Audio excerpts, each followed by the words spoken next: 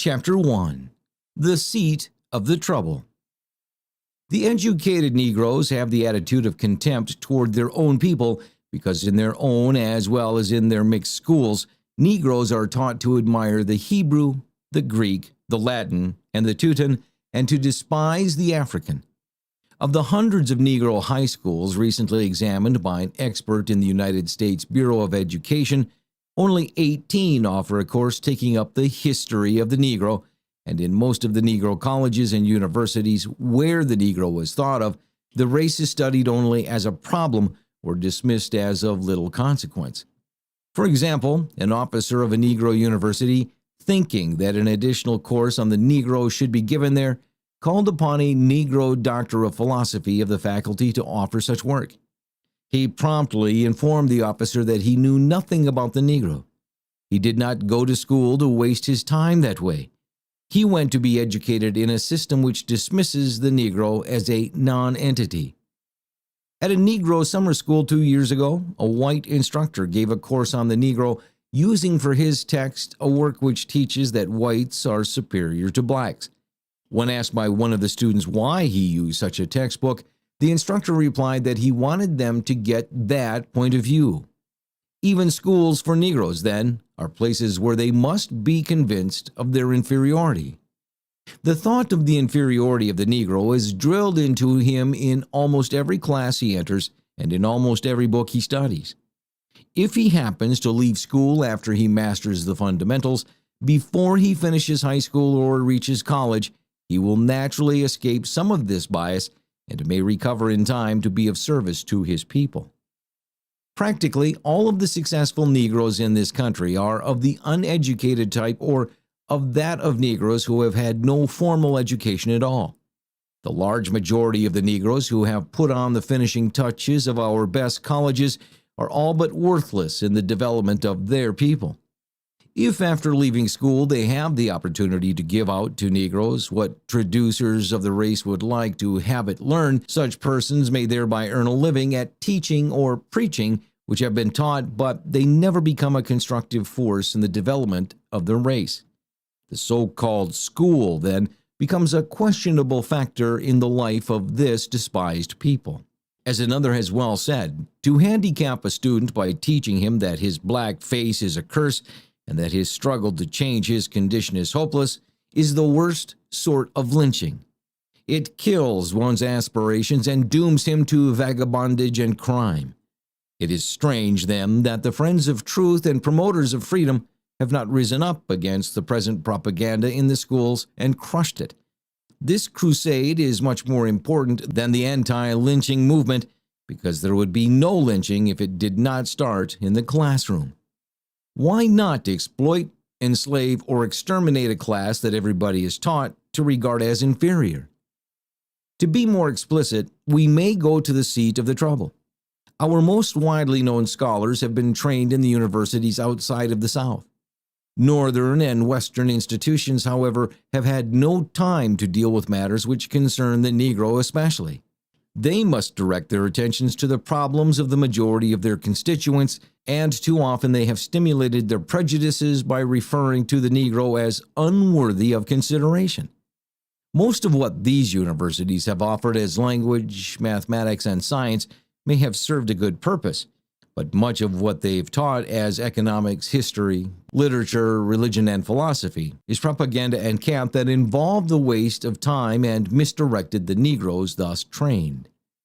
And even in the certitude of science or mathematics, it's been unfortunate that the approach to the Negro has been borrowed from a foreign method. For example, the teaching of arithmetic in the 5th grade in a backward county in Mississippi should mean one thing in the Negro school and a decidedly different thing in the white school. The Negro children, as a rule, come from the homes of tenants and peons who have to migrate annually from plantation to plantation, looking for light which they have never seen. The children from the homes of white planters and merchants live permanently in the midst of calculations, family budgets, and the like, which enables them sometimes to learn more by contact than the Negro can acquire in school. Instead of teaching Negro children less arithmetic, they should be taught much more of it than the white children, for the latter attend a graded school consolidated by free transportation, when the Negroes go to one-room rented hovels to be taught without equipment and by incompetent teachers educated scarcely beyond the 8th grade. In schools of theology, Negroes are taught the interpretation of the Bible worked out by those who have justified segregation and winked at the economic debasement of the Negro, sometimes almost to the point of starvation. Deriving their sense of right from this teaching, graduates of such schools can have no message to grip the people whom they've been ill-trained to serve. Most of such miseducated ministers, therefore, preach to benches, while illiterate Negro preachers do the best they can in supplying the spiritual needs of the masses. In the schools of business administration, Negroes are trained exclusively in the psychology and economics of Wall Street and are, therefore, made to despise the opportunities to run ice wagons, push banana carts, and sell peanuts among their own people. Foreigners who have not studied economics but have studied Negroes take up this business and grow rich. In schools of journalism, Negroes are being taught how to edit such metropolitan dailies as the Chicago Tribune and the New York Times, which would hardly hire a Negro as a janitor. And when these graduates come to the Negro weeklies for employment, they're not prepared to function in such establishments which, to be successful, must be built upon accurate knowledge of the psychology and philosophy of the Negro.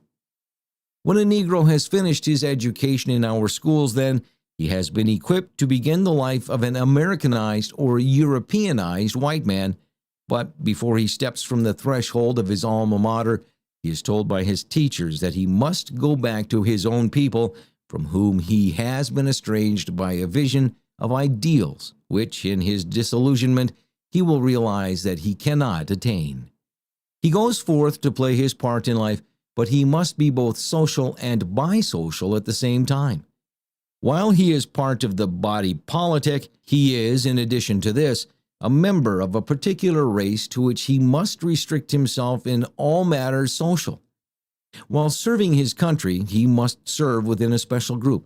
While being a good American, he must above all things be a good Negro, and to perform this definite function, he must learn to stay in a Negro's place.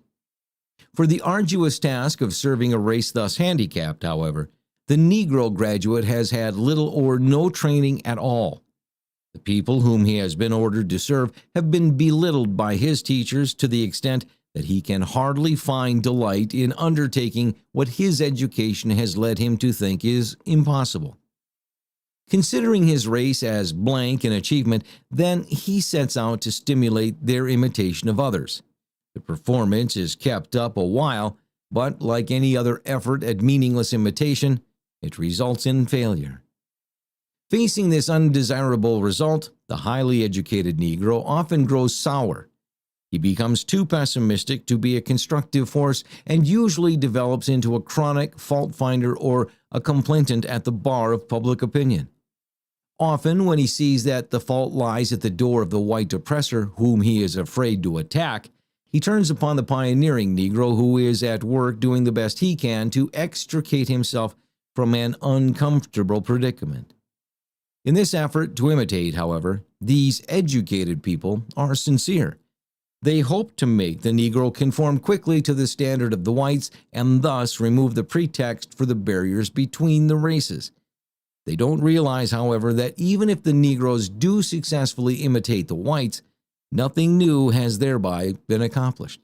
You simply have a larger number of people doing what others have been doing. The unusual gifts of the race have not thereby been developed, and an unwilling world, therefore, continues to wonder what the Negro is good for. These educated people, however, decry any such thing as race consciousness, and in some respects they are right. They do not like to hear such expressions as Negro literature, Negro poetry, African art, or thinking black, and, roughly speaking, we must concede that such things do not exist. These things did not figure in the courses which they pursued in school, and why should they? Aren't we all Americans? Then, whatever is American is as much the heritage of the Negro as of any other group in this country. The highly educated contend, moreover, that when the Negro emphasizes these things, he invites racial discrimination by recognizing such differentness of the races. The thought that the Negro is one thing and the white man another is the stock-in-trade argument of the Caucasian to justify segregation. Why then should the Negro blame the white man for doing what he himself does? These highly educated Negroes, however, fail to see that it is not the Negro who takes this position. The white man forces him to it, and to extricate himself therefrom, the Negro leader must so deal with the situation as to develop in the segregated group the power with which they can elevate themselves. The differentness of races, moreover, is no evidence of superiority or of inferiority. This merely indicates that each race has certain gifts which the others do not possess. It is by the development of these gifts that every race must justify its right to exist.